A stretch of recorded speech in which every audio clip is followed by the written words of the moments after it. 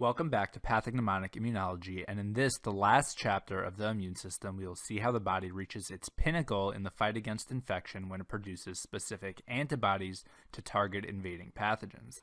This is called humoral immunity, and we saw in our last lecture how Th2 helper cells in particular play a large role in this by activating B cells, inducing them to become plasma cells and to switch their class of antibody. So this lecture is pretty much all about B cells, which can be recognized using flow cytometry by their CD19, 20, and 21 surface markers. All B cells have CD19, including plasma cells, so if there's one to remember, it's that one. CD21 is a good one to know too because that's where EBV, the virus responsible for mono, attaches, and all B cells have a B cell receptor, which, same as the T cell receptor, is specific to only one antigen. This receptor has the same structure as antibody, except it's anchored to the membrane instead of secreted. B cells stay in the bone marrow to mature, which is why they're called B cells, and the marrow is where central tolerance occurs for B cells. This is a similar process to T cell negative selection, where immature self-reactive cells will either undergo receptor editing or apoptosis.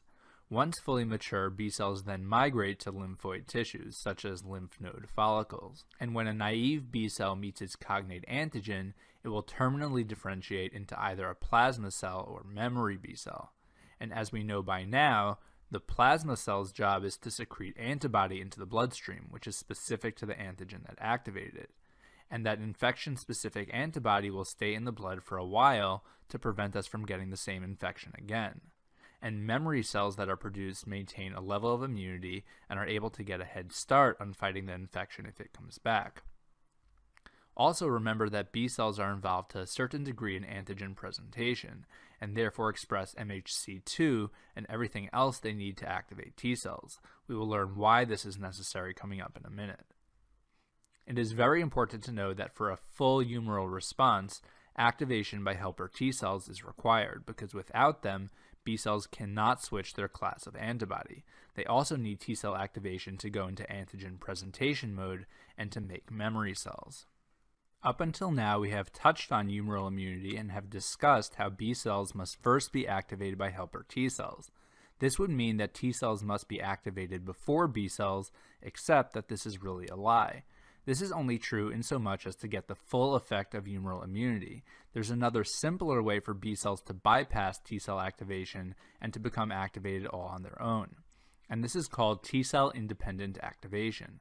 Remember that MHC can only present peptides, and therefore T cells can only become activated by protein antigen. T cell independent activation is important in order to get an immune response in the presence of non-protein antigen, such as the polysaccharide capsule of bacteria and LPS. The way this works is that the B cell receptor can bind repeating antigen on the surface of an invading pathogen, which causes clustering of many B cell receptors and activation. This mechanism is not unlike what we saw with the aggregation of IgE causing mast cell degranulation. And once again, there is no second signal necessary from T cells for this to work. But this is okay because it will only lead to a watered down humoral response in the event that there is no protein antigen around to trigger T cells.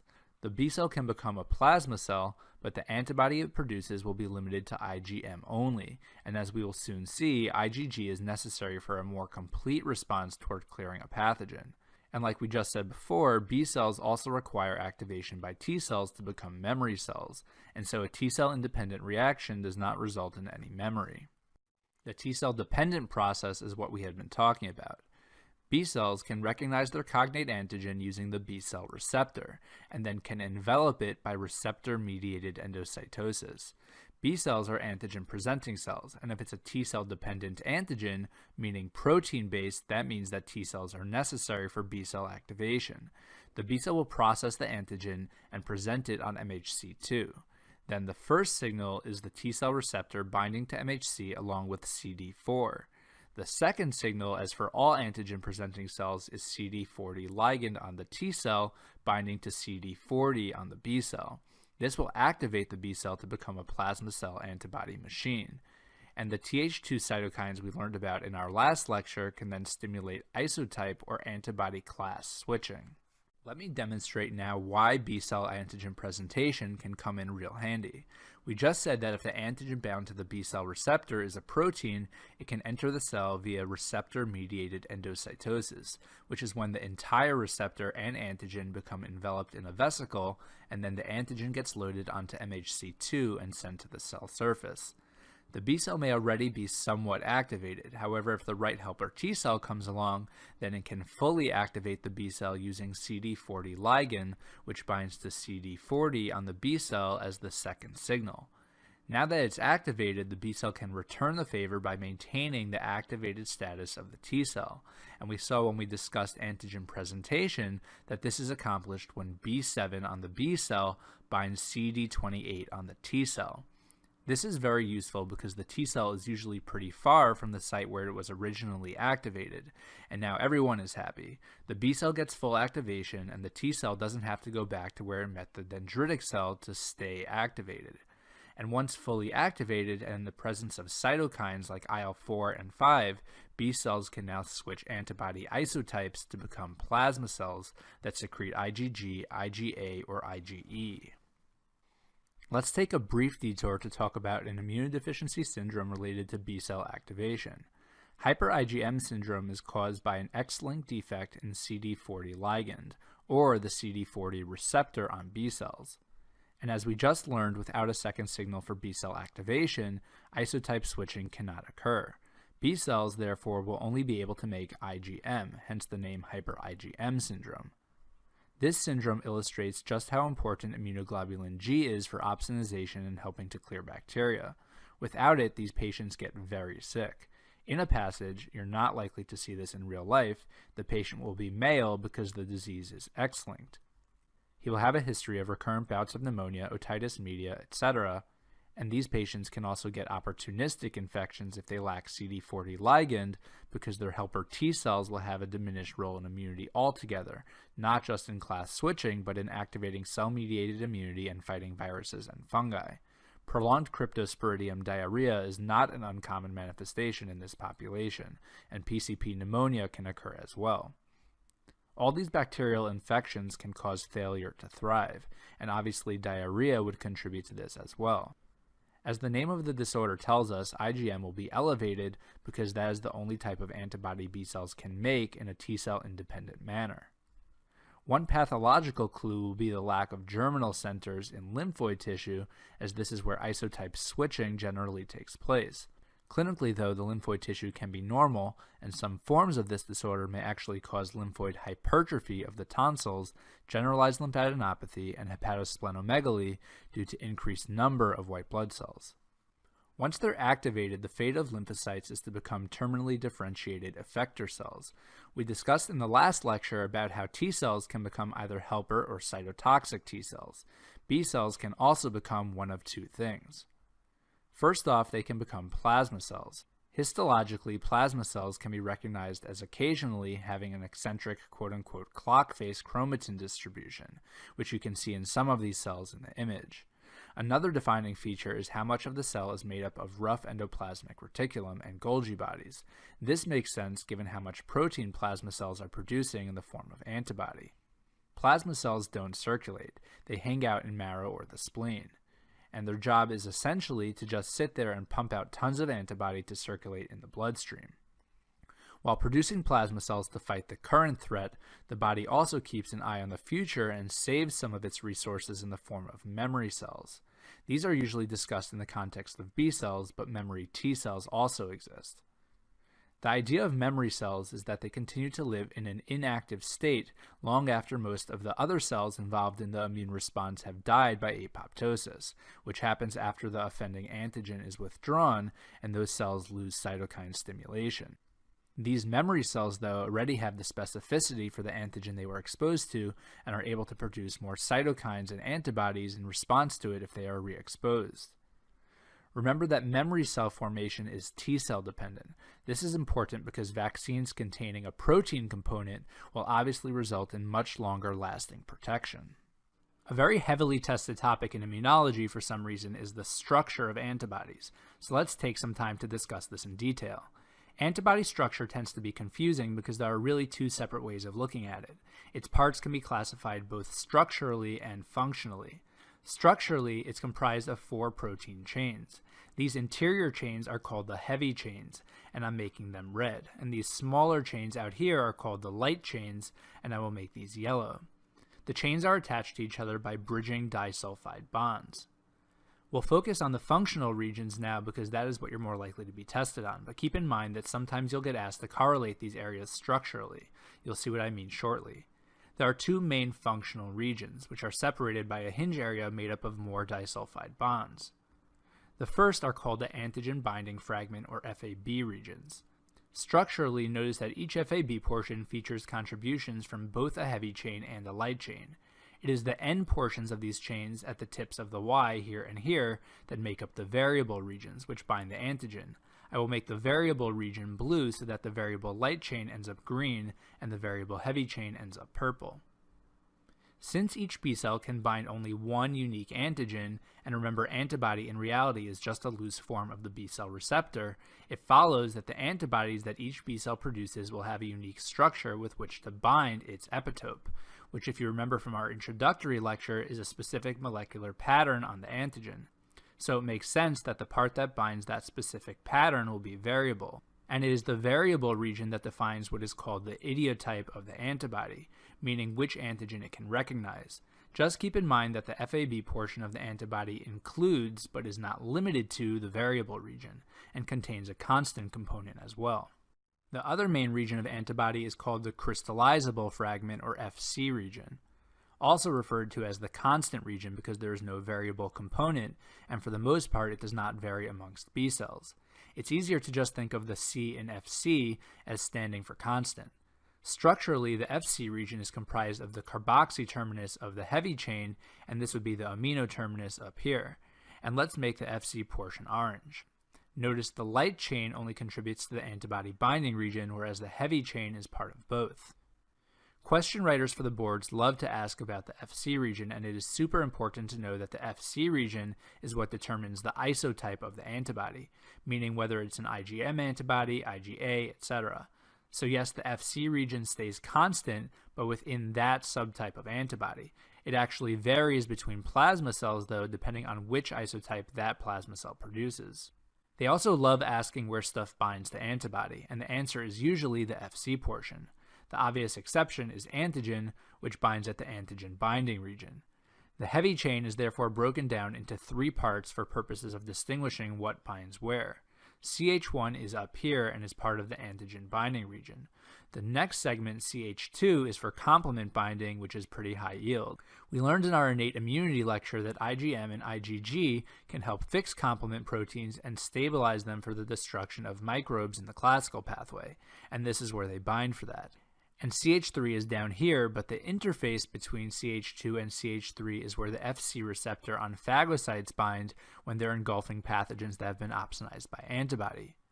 You can use the C in Fc to help you remember a few things: that it is constant, that complement binds there, and that it is located at the carboxy terminal of the antibody heavy chain. The whole idea of the variable region in each B-cell antibody being able to bind only one antigen presents us with a bit of a problem. If you think about it, this means we would need about 100 million different B cells to protect us from the myriad pathogens out there, but we only have about 25,000 genes in our entire genome. This is where antibody diversity comes in, which allows us to recognize even the weird rare pathogens we'll never be exposed to. Diversity is considered an antigen-independent process because it happens during the maturation of every B cell. There are a few things that go into the creation of diverse antibodies. The first and most high yield of these is called VDJ recombination. VDJ refers to the variable diversity and joining genes on chromosome 14 that code for the variable region. It's more important to understand the concept here than the specifics, but I'll show you what this looks like to make it more memorable.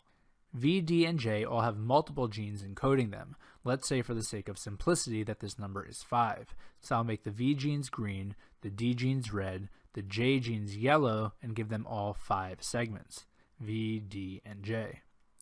All these gene segments are essentially randomly silenced or expressed like this, and you get a different protein each time. The numbers of each gene and their combination of expression determine what the antigen binding site will look like and what it can bind to. Let's say this combo would give you a variable region that looks like this.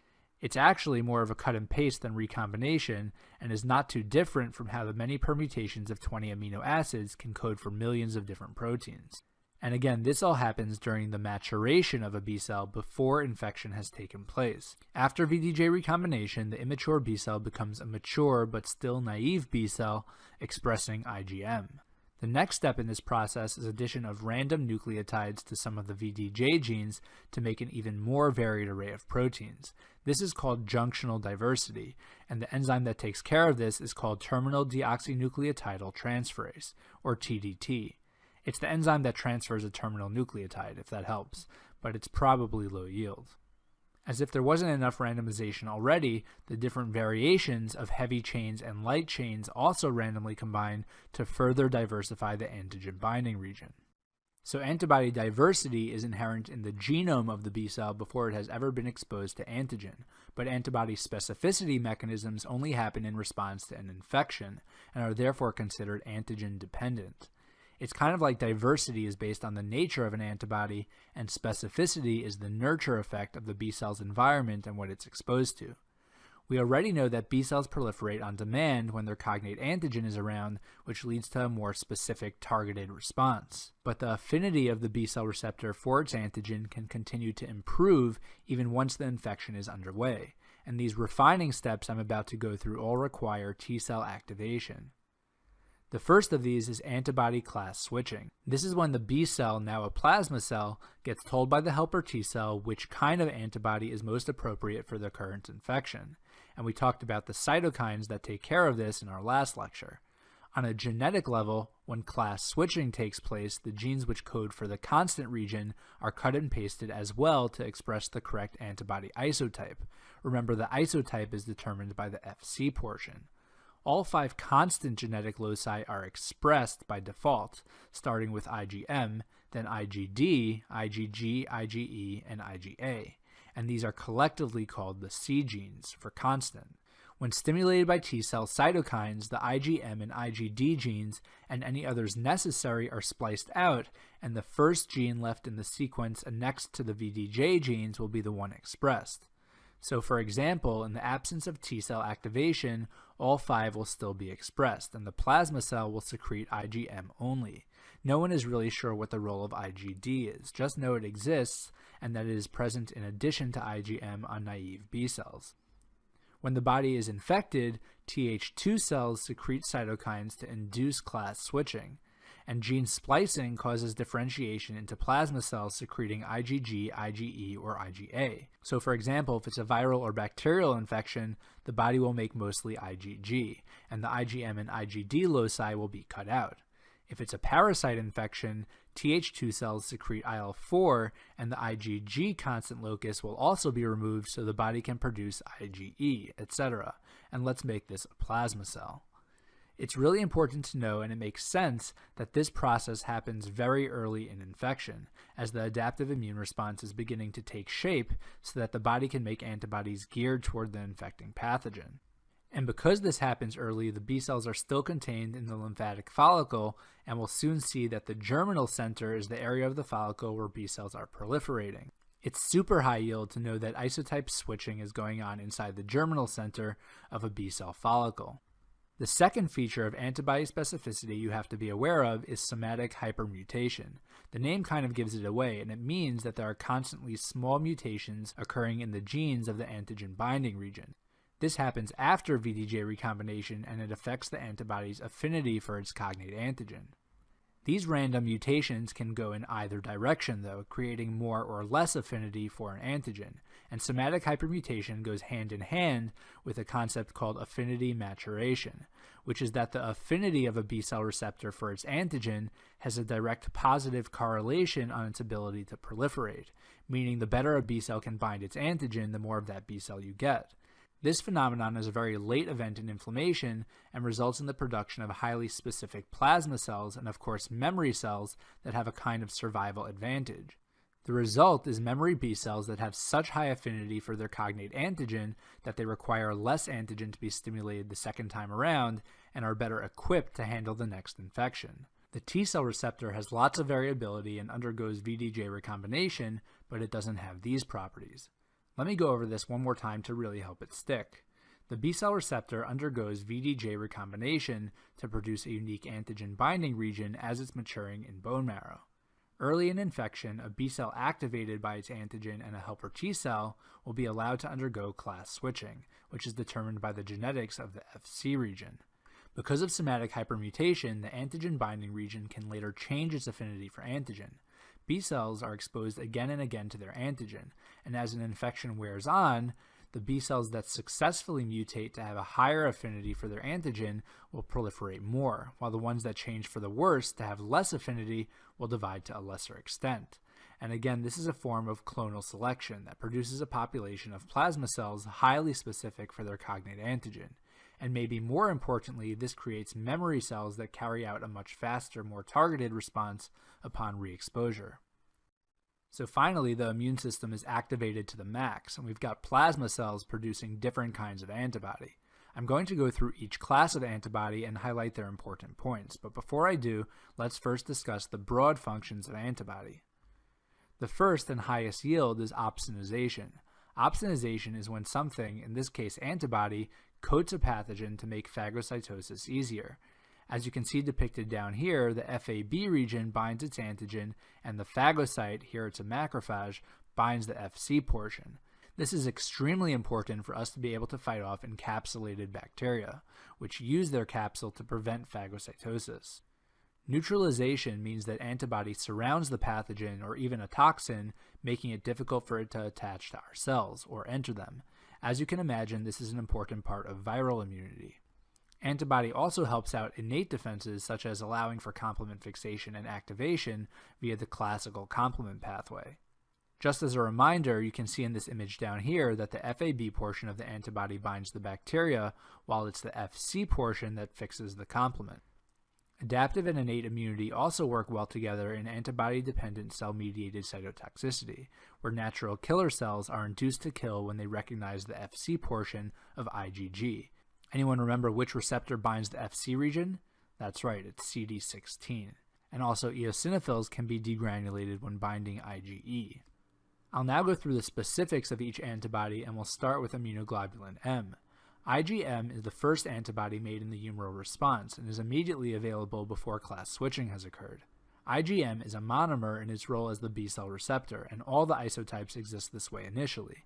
But once the B cell becomes a plasma cell, IgM antibody is secreted as a 5-sided pentamer, with its antibody subunits attached in the middle by a structure known as the J chain. Each isotype has a function they are especially good at, and it's important to know that the special skill of IgM is fixing complement, and this is directly related to its structure. Because there are 5 FC binding regions already clustered in the middle, they can easily be brought together to initiate the classical pathway. However, this clustering of FC receptors means that IgM is not great at opsonization, because it makes it hard for phagocytes to get to them to bind. Instead, IgM causes opsonization indirectly by initiating the production of C3b. Being essentially 5 antibody molecules in one, it's super high yield to know that IgM is simply too large to cross the placental barrier during pregnancy, and so is not involved in the passive immunity that mothers give to their newborns. This concept also becomes important when discussing blood type incompatibility reactions. Type A or B moms only make IgM antibodies against the other type, and since IgM can't cross the placenta, there is no hemolytic reaction. While IgM is the first antibody present in infection, IgG kicks in as soon as adaptive immunity and class switching takes place. This is known as the secondary response. For example, in those serum marker graphs you have to interpret for hepatitis B, one of the first serum markers to appear is the core IgM antibody, and this may be the only marker present early in infection. Later on, in the blood of an individual suffering from chronic Hep B or after recovery from infection, you will find anti-core IgG antibody. Memory cells also only secrete IgG, and you will mainly get an IgG response upon re-exposure to the same pathogen. IgG also survives longer than any other antibody class, and is therefore the most abundant antibody in serum. IgG is secreted as a monomer, which makes it the best opsonin of all the antibodies and extremely versatile. It can help neutralize viruses and toxins, preventing them from entering cells and harming tissues. Just like IgM, IgG can help fix complement, only not as well. And opsonization by IgG also allows recognition and killing by natural killer cells using ADCC. Unlike IgM, IgG does cross the placenta and therefore makes up most of the antibody found in newborns. Also, blood type O moms make IgG against both types A and B, and since these antibodies can cross the placenta, this may cause hemolytic disease and jaundice with incompatible babies. We have already discussed immunoglobulin E at length, so I won't dwell on it too much here. IgE is generally unnecessary for fighting infection in this country and should have the lowest antibody concentration in the serum. The designated role for IgE is in parasite immunity. Parasites cannot be phagocytosed because they are far too large for small immune cells. However, they can be killed by eosinophils and antibody-dependent cell-mediated cytotoxicity. IgE has a similar structure to IgG and coats a helminth much like IgG would bacteria. When eosinophils subsequently bind IgE, they release the contents of their destructive granules. We also saw in the innate immunity lecture that IgE is part and parcel of the allergic response and works by pre-sensitizing mast cells. Upon further exposure to the same antigen, IgE will cross-link, causing the release of histamine and the other inflammatory mediators responsible for immediate hypersensitivity reactions. IgA antibody is present in every mucosal surface lining the body, and since the mucosa lining our bodies has such a large surface area, IgA is actually the most widely produced antibody overall, as opposed to IgG, which is the most abundant in the serum. Don't get tripped up by this distinction. When you think of IgA, you should think about gut mucosa and the B cells found within the mucosa-associated lymphatic tissue throughout the GI tract. Because of the large amount of IgA in the GI tract, oral vaccines lead to more luminal IgA production than intramuscular injections. Apparently, class switching to IgA works better when the mucosa is actually physically stimulated by antigen. An example of such a vaccine is the one given for rotavirus, which infects the intestinal tract. IgA is not only found in mucus, but in other secretions as well, such as tears, colostrum, and breast milk. One of the coolest aspects of the immune system, I think, is the passive immunity mothers give to their children through breastfeeding. We all know that moms have a natural tendency to kiss their kids' faces. While doing this, though, they are really sampling the most common antigens that would get into their baby's mouth and digestive tract. Mom then makes the IgA requisite to fight these pathogens and directs it straight into the baby's gut lumen in her breast milk, which is pretty awesome. IgA is a monomer in serum, but it's a dimer in secretions where it looks like this. And just like IgM, it has a J chain linking the two component antibodies. IgA crosses epithelium by transcytosis and also picks up something called the secretory component from the epithelial cells. This is a unique structural component of IgA that attaches to its J chain, and its function is to protect the Fc portion from being broken down by gut enzymes meant to digest protein. And because the Fc portion is covered up, this prevents IgA from being able to fix complement. But this is actually a good thing, as our gut, which is exposed to a lot of bacteria, would otherwise be in a near constant state of inflammation. The main mechanism of IgA is neutralization. IgA clumps pathogens together, which allows them to be swept away by mucus or feces. It's possible for someone to have an inherited isolated deficiency of IgA called selective IgA deficiency, and this is the most common primary immunodeficiency. But this is a heterogeneous disorder with a few possible mechanisms, which is good for you guys because there's no one underlying cause that they can test you on. The syndrome of IgA deficiency can be remembered by the A's. Most people that have this are asymptomatic because the other types of antibody likely compensate for the role of IgA. If any, problems that may arise include airway infections, the majority viral. Also, humoral immunity plays a very large role in controlling GI infection by Giardia lamblia because the trophozoites like to hang out in the gut lumen. When you see Giardia on the boards, include IgA problems in your differential. IgA deficiency can also lead to atopy, meaning food allergies and asthma are more prevalent in this population. and they are also more susceptible to autoimmune disease. The mechanism of autoimmune disease in humoral immunodeficiency appears paradoxical, because this would mean that there are self-reactive antibodies in someone whose antibody production is defective. One theory in IgA deficiency is that the compromised mucosal barrier allows for passage of food antigens that ultimately lead to the production of autoreactive antibodies because of similarities between those antigens and our own. This is called molecular mimicry. Celiac disease has an especially high association with IgA deficiency. The last A and the most high yield is anaphylaxis. The body won't recognize IgA if it is below the limit of detection, and it will produce antibodies against it. This is important not only because it is dangerous for these patients to receive blood products containing IgA, but because it is commonly how people find out that they have this deficiency. In a board's question, a young adult will present, for example, after some kind of trauma, and after receiving a blood transfusion, they will have a full-blown allergic response with hives, swelling, wheezing, and potentially anaphylactic shock. And they may give you additional clues as to the cause, such as a history of recurrent infection. Finally, you'll get an immunoglobulin panel, and only IgA will be deficient. We've now come to the conclusion of our discussion on how the immune system is activated, from the initial recognition of pathogens by toll-like receptors to the production of antibody by B cells, but we haven't really touched on where all of this takes place in the lymphatic system at the histologic level.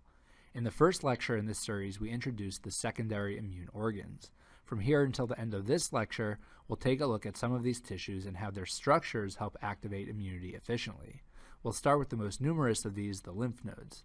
Lymph nodes are strategically stationed around the body where they can be exposed to fluid draining from tissues and are extremely important in activating the immune system to antigen coming from those tissues. Let's take a closer look. Lymph nodes are encapsulated lymphatic tissue, and this capsule is somewhat segmented by partitions called trabeculae, which are these guys here. Lymph nodes also have a blood supply like every other organ, but cells and antigen enter lymph nodes through several afferent lymphatic channels. These drain into first the subcapsular sinus, then the trabecular sinuses. Along the way, lymph percolates down through three distinct histologic layers. The first is the cortex, which contains B-cell-rich follicles. Recall that dendritic cells carry processed antigen to the lymph node to present it, but lymph also contains free antigen.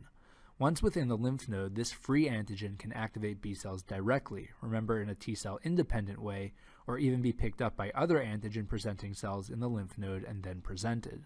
The second layer immediately adjacent to the cortex is aptly called the paracortex, and this is where the T cells live. Once antigen-presenting cells activate T cells, or B cells are activated by T cells, the lymphocytes are ready to get out and circulate. These activated lymphocytes make up the bulk of the next layer, the medulla, in what are called the medullary cords. The exit from the lymph node is from these spaces in the medulla called medullary sinuses, which coalesce into one efferent lymphatic channel that drains the entire sinus network. Let's read more about all this in the text. We'll go layer by layer, starting with the lymph node cortex, which, as you just learned, is where you will find B-cell follicles. Follicles are usually described by their level of activity. A so-called primary follicle contains only dormant B lymphocytes, while a follicle containing activated proliferating B cells is called a secondary follicle. Within a secondary follicle, the activated cluster of cells can be visualized under a microscope as a somewhat more pale region somewhere in the middle of the follicle, where B cells are multiplying. This area is called the germinal center, and it's fairly high yield to know what this looks like, so I have a slide image depicting several follicles here in various stages of transformation, and almost all of them have a germinal center. Once a B cell receives T cell activation, it can undergo isotype switching, which happens in the germinal center. The layer of darker cells around the periphery of the germinal center is called the mantle zone. There's a type of cell called the follicular dendritic cell, which resides in B-cell-rich areas, but these are not your regular dendritic cells which live in tissues and then migrate to lymphatic tissue. These are permanent residents of lymphoid organs. And it shouldn't be a surprise that follicular dendritic cells live in follicles. I'm not sure how much you have to know about these because we're still learning a lot about them, but they have a special importance in HIV infection where they can act as reservoirs for the virus, so they may start showing up on tests. Early in infection, opsonized antigen, so basically anything that is complement or antibody bound, that is delivered to the follicle can be picked up by follicular dendritic cells on their surface, kind of like Velcro, and held out to B cells for easier cross-linking and activation. These are also the cells which test B cells to see if they have high enough affinity for their antigen to continue proliferation. Those that don't die by apoptosis and get eaten by macrophages. B cells that have met their cognate antigen can then go in a number of different directions. Some become IgM secreting plasma cells and travel to the spleen or bone marrow to secrete antibody. Some will circulate, get re-stimulated, and undergo somatic hypermutation. And yet others will migrate to the follicle border looking for activated helper T cells to get their quote-unquote rescue signal and continue proliferation. Proliferating B cells result in follicle transformation into a secondary follicle. Side note, during an infection, regional lymph nodes may enlarge and become reactive lymph nodes. This swelling is due to lymphocyte proliferation, and when there's not enough antigen left to continue to stimulate cells and maintain their active state, the swelling goes down. Since in infection this all happens relatively quickly, the expansion pressure on the capsule of the lymph node causes tenderness. In contrast, nodes that are enlarged due to cancer are generally harder and are usually painless because the process is more gradual. The next layer we talked about is the paracortex, and as we said, the paracortex is where the T cells live. And if you recall from our cell-mediated immunity lecture, these would be absent in DeGeorge syndrome. And this area can be seen to expand in a cellular response, for example to viral infection. The paracortex is situated around small blood vessels which are called high endothelial venules because of the high cuboidal shape of their cells. Antigen gets to the lymph node through the lymphatic system, but cells can enter lymph nodes either through the afferent lymphatic channels or from the bloodstream. Activated T cells frequently circulate, increasing the chance they meet a B cell with the same cognate antigen. If a lymphocyte comes through the blood, it can enter the lymph node tissue through these venules. So lymph comes through the afferent lymphatics, filters down through the B cell-rich cortex, and some B cells migrate to the edge of the follicle to receive a second signal and become fully activated by T cells at the paracortex. From there, the lymph enters the lymph node medulla. The cellular part is referred to as the medullary cords. As you could imagine, these are chock full of tightly packed lymphocytes, and you shouldn't be surprised that you will also find plasma cells here as activated B cells are leaving the lymph node. The cords surround the medullary sinus cavities, which are spaces for the lymph to collect on its way out. Lining these spaces are fixed macrophages, which make up part of the stromal network and can be considered part of the cords. They are here because one of the functions of lymph nodes in the absence of infection is nonspecific filtration and cleaning up general debris. The medullary sinuses merge to form the efferent lymphatic channel, and while cells can enter through the blood route, everything must leave through the lymphatics. The spleen is another secondary lymphoid organ, but as we're about to see, it's not just a large lymph node. There's a lot more to it, both in structure and in function. Anatomically, the spleen is an encapsulated organ located in the left upper quadrant of the abdomen and spans ribs 9 through 11. This can sometimes come up on a test in the setting of trauma to that area, such as an MVA or a big hit on a football player where there's a broken rib, and they want you to suspect a lacerated spleen. The spleen is interesting and somewhat complex in that it has two circulations. Blood enters through the splenic artery, branches into trabecular arteries and central arteries, and then to smaller peninsular arterioles. We'll zoom in on a central artery now. Here's a central artery and some arterioles coming from it. The splenic arterioles can connect directly to venous drainage by these large spaces called venous sinusoids, after gas is exchanged at the capillary level, and this is normal closed circulation. However, more relevant to our discussion is the open circulation of the spleen, where arterioles just empty blood into the interstitium, where it percolates through, eventually making its way toward the sinusoids. The spleen's open circulation gives it the appearance of essentially a bag of blood, which is what makes splenic laceration so dangerous. The sinusoids collect all the blood and divert it into the splenic vein and the portal system. When discussing the spleen histologically, we classify the tissue as either red pulp or white pulp. Red pulp is red because it's comprised of the red blood cells that drain through the spleen's open circulation. The blood cells move through strips of tissue called the splenic cords of Billroth, and everything that gets filtered by the spleen comes through the blood in the open circulation this way. There are no afferent lymphatics, and the spleen is the only lymphoid organ that does not contain high endothelial venules for lymphocyte entry. The splenic cords contain filtration macrophages, and one of their jobs is to eat old red blood cells. Red blood cells, like we mentioned, must travel through the cords to get to the venous sinusoids. The basement membrane of these vascular spaces is fenestrated for red blood cells to get through, and their cells are far apart. So in cross-section, it looks as if the basement membrane is holding the cells together like the planks of a barrel, giving it a barrel hoop basement membrane appearance. The spleen filters out not just old but defective red blood cells, and disorders of red blood cell shape can lead to them being unable to squeeze through and back to the circulation. This causes what we call extravascular hemolysis. The sinusoids are also very important for storing platelets. So that was red pulp. White pulp is called white pulp because it contains white blood cells, and this is the lymphatic portion of the spleen.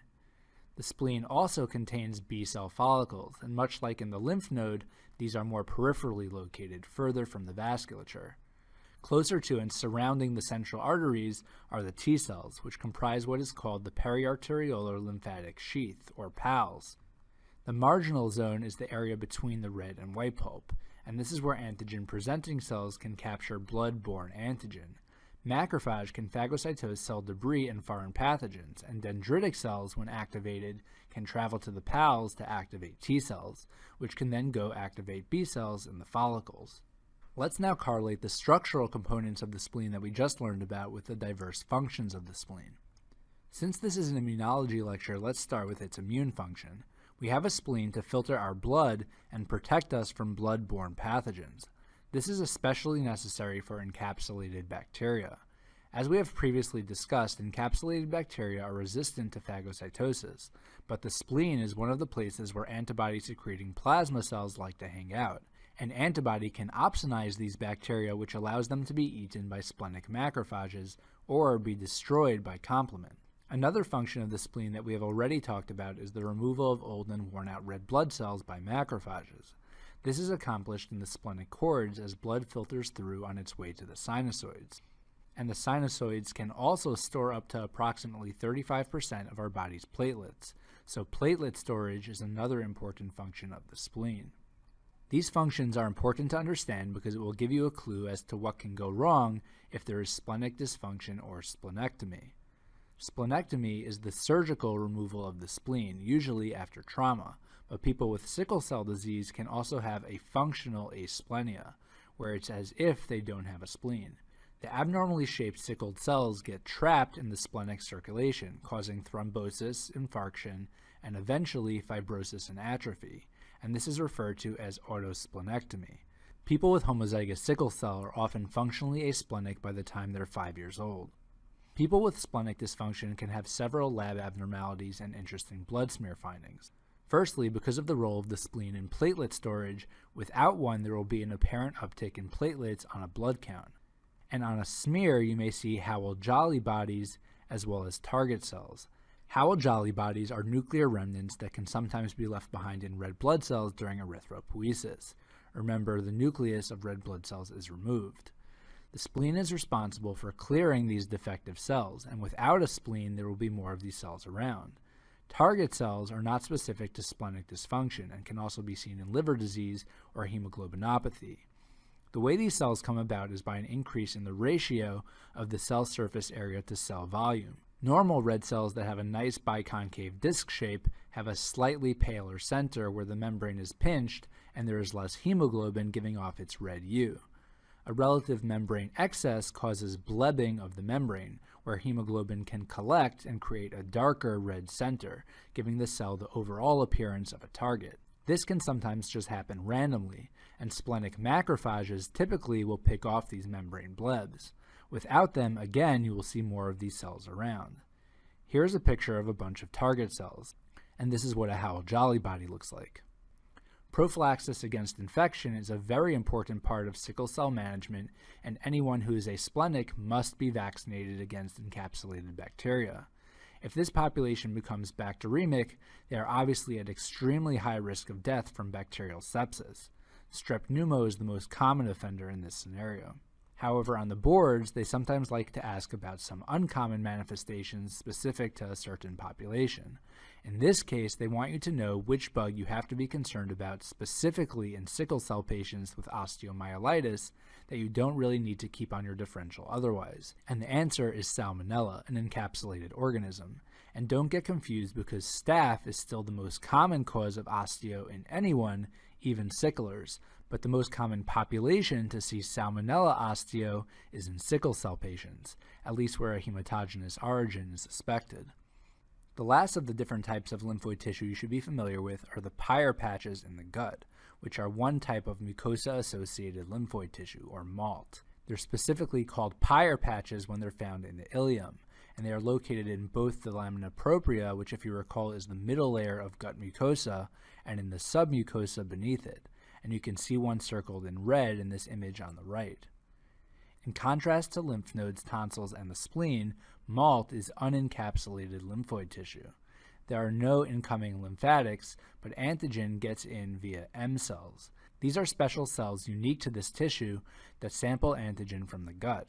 The antigen enters the M cell in a vesicle, which crosses the cell to the other side to get into the lymphatic tissue, and this is an example of transcytosis.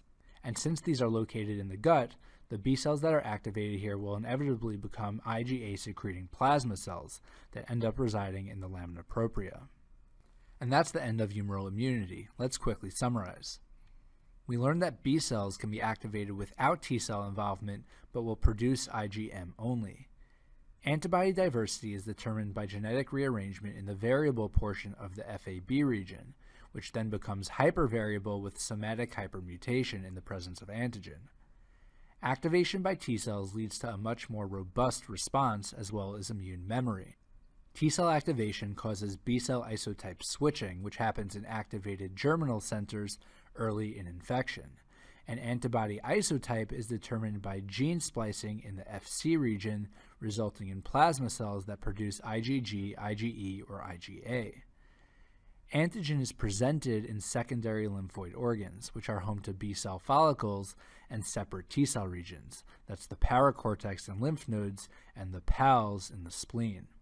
And lastly, the spleen is extremely important for immunity against encapsulated bacteria.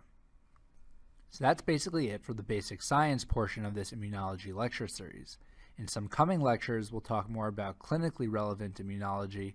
We'll talk a little bit more about immunodeficiency and cover some immunosuppressants. If you like this video, share with your classmates and friends, give it a big thumbs up, and hit the pathognomonic icon to subscribe to the channel. And we'll be coming out with more videos on other high-yield boards topics, so ring the bell if you'd like notifications. And as always, please leave your comments below and tell us what we're doing well and where we can improve. Thanks for watching, and I'll see you next time.